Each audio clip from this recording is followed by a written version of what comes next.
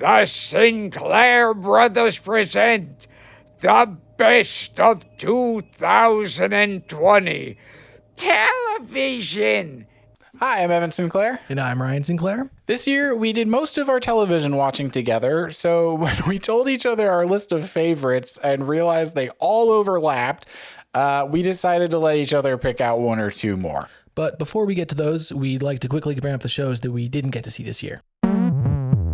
Nearly any drama show released in 2020. Yeah, honestly, whenever we watch TV together in 2020, we lean towards comedy. And I mean, we just needed some more laughs in our lives like most people. It was a rough year. Like we said earlier, we watched nearly all of our television together this year. So with the exception of one show each, all of our picks are mutual. And funny enough, they're ones we watched separately, but I bet if we had, they would have ended up somewhere on each other's list. Well, I can confidently say that my only individual pick for television this year definitely would have made your list if you saw it, because I know you love season 1, and that is season 2 of Pera Talks with You. Hello. Hello. Hello. My name is Pera. Pera Talks with You follows the day-to-day routines of Pera, a very kind man who talks to you about the people, things, and rituals in his daily life. It's one of the most unique shows around right now, even compared to the other shows on the Adult Swim roster. It's quiet and humble, but somehow filled with life and hilarity at the same time. One moment you have a warm smile on your face, then the next you're laughing your ass off, and then all of a sudden you're crying. Season 2 does not feel as fresh as season 1 did, but it is more Pera, and that is never a bad thing. Well, I did not see season 2 of Pera. Wish I did. I got a chance to see season 2 of The Boys this year. So what's your big plan? We'll take them vote. There we go. And I get my wife back. We're in. Of course we're in. While The Boys is not perfect, I absolutely love the themes in this show and impressed with the developments that they've made this season. Scathing satire of the military-industrial complex and corporate manipulation give a lot of depth to the seemingly shallow, edgy superhero trope which The Boys relies on. This season had a lot of growth within the core group of characters, developing their relationships and exploring previously unknown motivations as the show's subject matter veered into more blatant social commentary and large-scale story developments. It was just lots of fun all around. I think they did a great job with the season, and I'm excited for season 3. You know, I've had around 5 different people tell me I would love this show. Yeah, and they're all right. You're silly for ignoring it, honestly. It's so much time I've been telling Evan to watch The Boys, and he's just absolutely thrown it to the wayside. Anyways, that brings us into our first mutual pick, which is season 6 of BoJack Horseman. I wasted so many years being miserable because I assumed that was the only way to be. I don't want to do that anymore. Also, am I crazy? Or have I gotten really good at writing letters? BoJack Horseman is about a depressed alcoholic horse man who's been in a downward slope since he starred in a sitcom in the 90s.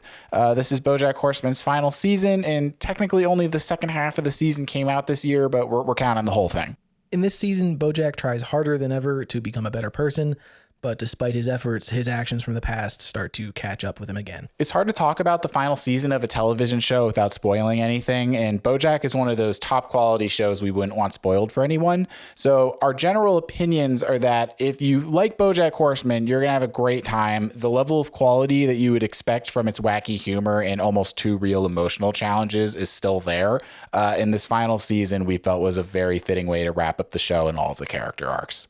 Speaking of final seasons, Eric Andre brought back The Eric Andre Show for its final season. Where's your hair? It's gone, baby. I don't need it anymore. Does this look bad? The Eric Andre Show is a surrealist and chaotic talk show designed to antagonize, confuse, and torture its guests, and this season was one of its wildest and darkest yet. Despite the legendary Hannibal Buress' absence, this season was definitely one of my favorites. I agree. This was one of my favorite seasons of the Eric Andre Show. It was really unfortunate that Hannibal was gone for nearly all of it, and I thought that Blanable and Lakeith kind of fell flat, but I loved Felipe Esparza's recurring appearance. I thought that was so fucking funny. Yeah, I didn't mind Blanable or Lakeith Stanfield, but I generally enjoyed the choice in guest hosts and guests alike, and the band was the best that they've ever had. I loved the band. I completely agree that the new band was the best band they've ever had. They were so funny. Dude, honestly, it sucks. Like, I feel like with this show ending, like, a chapter of my life is over. Right? Yeah, like, God, this show followed me all through college, man. I'm going to miss it. For real. But honestly, I feel like we could expect some form of the Eric Andre show to come back. You know, given how creative this season was, I wouldn't be surprised if he's not out of ideas. I would love to see him come back as middle-aged man into a season 6. 50-year-old Eric Andre. God, we can only hope. That would be beautiful. The next show on our list also just had its final season, but after its masterful finale, it shouldn't ever come back. And that is season 4 of The Good Place. Pop that bench.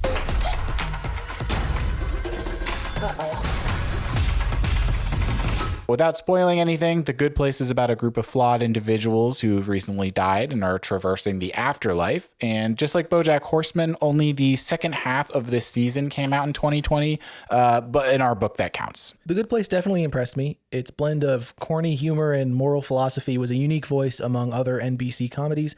And while I felt the ending came around a bit fast, it was emotionally satisfying and did right by the characters.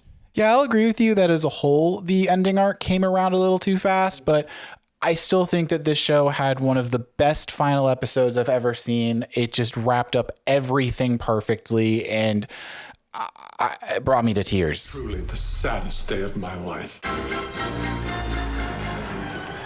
Enough with all the finales. This year brought about the debut of one of the freshest new documentarians in How To with John Wilson. I spent a lot of time walking around New York, trying to find the answers to some of life's biggest questions. Sometimes I talk to people that I meet out in public and ask them for their advice. Other times I'll just open up a door and see what's on the other side.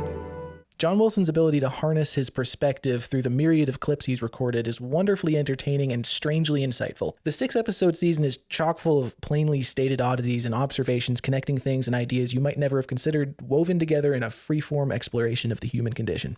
That was really well said, man. I don't know if I can say it better myself. Yeah, John Wilson was a really welcome surprise into my life. The only way that I can describe it is as like a first-person experience into his curious mind and experiences in New York City. It uses the footage he obsessively shoots every day and frames it into a narrative of him trying to understand himself, others, and the world around him. And it's a show really worth your time, honestly.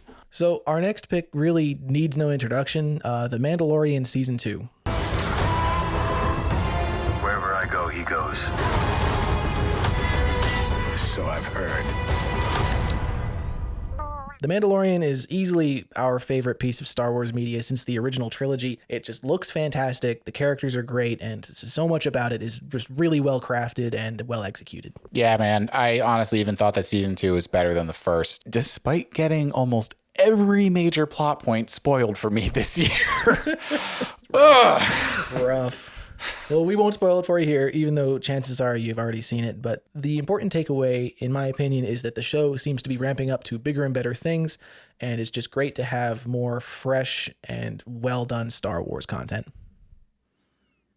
For once. Another show that Ryan and I feel has taken a huge step up in quality is What We Do in the Shadows Season 2. We all have nightmares. Vampires have nightmares too about vampire slayers. Gear up. You think they're real? No. How could they be? What We Do in the Shadows is a hilarious and witty vampire mockumentary TV show based after the 2014 Taika Waititi film of the same name. It came back for its second season this year and absolutely knocked it out of the park. Yeah, towards the end of season 1, you could tell that the cast and writers had started to really figure out how to write and play these characters. But with season 2, the show comes back feeling so much more fully formed and funnier. Very similar to how The Office and Parks and Recreation's first seasons felt, like preludes to their potential. The characters are all hilarious in their own way, and the writing is brilliant. All of the vampires just feel essential to the group, and the dynamic would be ruined if even one of them was gone. Nadja, to me, is the best out of all of them. I fucking love Nadja. She's hilarious, and I especially loved the episode where Matt Berry's character skips town and starts a new life. Jackie Daytona. Human bartender. Dude, that was so funny. That's probably my favorite episode in the entire series. I love it. Okay, so before we reveal our favorite show of the year, we'd like to bring up some honorable mentions. All right, so my honorable mentions are Paldemic and the Shivering Truth Season 2. Paldemic is the return of Kenny and Spenny from Kenny vs. Spenny, and honestly, it wasn't that good, but if you're a huge fan of theirs like I am, just seeing them in something together again made it worth an honorable mention. I ended up watching it 3 times despite not loving it. So that says a lot.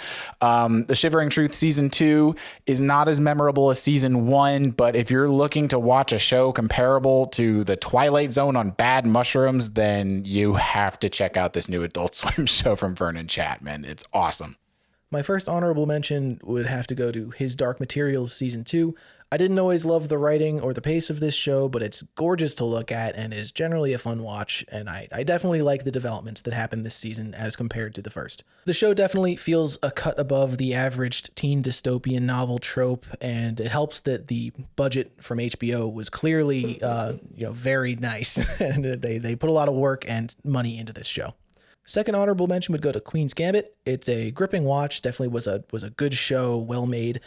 But there was something about it that irked me. It essentially just follows all of the story beats of a typical power scaling anime, except you don't actually get to watch the fight scenes. I haven't seen the show, but you're making me want to watch the show. It's silly. You have the progression of mentors. You even have the tournament arcs, although I guess the tournament arcs are handled a little bit differently in this show. But it's just so many times you would start a chess match and then it would just be and that's how I did it. That's why I'm a winner. It would just skip the chess match. It just felt silly to me. But all that aside, I didn't love the side characters. They felt pretty secondary to the main character with Anya Taylor-Joy. I will say she did a great job. She's a great actress and she portrayed the character really well. Oh, and by the way, shout out to Gary Busey, pet judge.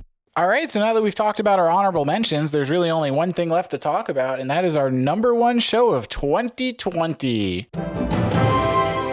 Funny enough, this is the only number one we mutually agreed on between all of our lists, and that show is The Midnight Gospel. My name's Clancy. Clancy! Could I interview you for my space cast? Are you worried because it seems like we're all about to die? Is that a yes? What does death look like to you? I think we need to simplify this. The Midnight Gospel is a mystifying and mind-bending collaboration between comedian and podcaster Duncan Trussell and Pendleton Ward, animator and creator of Adventure Time. This is the holy grail of animated podcasts. Pendleton Ward takes audio from Duncan Trussell's podcast, The Duncan Trussell Family Hour, and turns it into the mystical and otherworldly adventures of a character named Clancy. Clancy is a podcaster who uses a multiverse simulator in order to explore other worlds and interview people from each place that he visits for his Spacecast, which is the fictional sci-fi equivalent of a podcast. This is where the audio from Duncan Trussell's Family Hour comes into play. We were looking forward to this show when it was announced because of Pendleton Ward, and at the time we had no idea who Duncan Trussell was or that this show was even based around a podcast when we clicked play, but from episode 1, both our eyes and ears were just glued to the screen. The animation is gorgeous and psychedelic, and the incredible mind-expanding conversations featured in the show have just stuck with us all year. Duncan Trussell's curious and understanding interview style is just great at engaging with alternative perspectives, treating all his guests with nothing but respect, genuine interest, positivity, and open-mindedness towards, left field thinking or, strange perspectives. The final episode in particular was something Ryan and I both personally really needed this year and left us bawling our eyes out. If you've seen the show, you can probably figure out why. If we don't get a season 2, it has an end that works, but let's hope that we get more of this show. We need more shows that promote curiosity and compassion for what one doesn't understand, and I think The Midnight Gospel is just very emblematic of open-mindedness, compassion, love. It's just a very beautiful show with a lot to say, and it says it well. And that concludes our favorite TV shows of 2020 video. Thank you so much for watching, everyone. Your support really keeps us going. And while those are our favorite shows of 2020, we know there's a lot more that we didn't see, so we'd love to know what yours are too. So be sure to let us know in the comments. Yes, please do. But until then, we'll see you in the next one. Take it away, Gilbert. Hi, this is Gilbert Gottfried. See? So look, can you just subscribe? Just subscribe. They're really, I've met Evan and Ryan and they're really sad. So subscribe.